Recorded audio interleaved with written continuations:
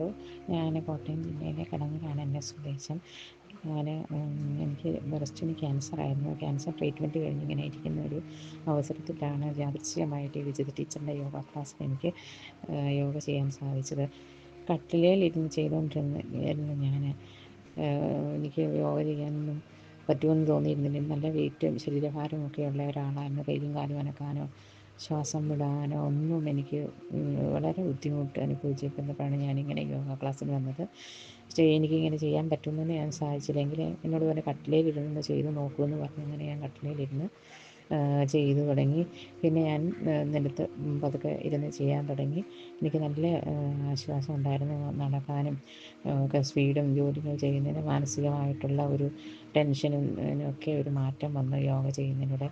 പക്ഷേ എനിക്കിത് കണ്ടിന്യൂസ് ചെയ്ത് മുന്നോട്ട് പോകാൻ സാധിച്ചില്ല. പിന്നെ എനിക്ക് നിർത്തി വയ്ക്കേണ്ടി വന്നു. പക്ഷേ പിന്നീട് ഞാൻ വീണ്ടും അതിൽ ജോയിൻ ചെയ്ത് നല്ല സന്തോഷമായിട്ട് തന്നെ ഇപ്പം ചെയ്യുന്നുണ്ട്. നല്ല മാറ്റമുണ്ട് എനിക്ക് യോഗ ചെയ്തിട്ട്. മാനസികമായിട്ടും നമുക്ക് ശാരീരികമായിട്ടും നമുക്ക് ജോലികൾ ചെയ്യുന്നതിന് സ്പീഡ് കിട്ടുകയും ശരീരത്തിനൊക്കെ ഒരയവും യോഗ ചെയ്യുന്നതിലൂടെ എനിക്കുണ്ടായി. Thank you Vijitha ma'am. Thank U.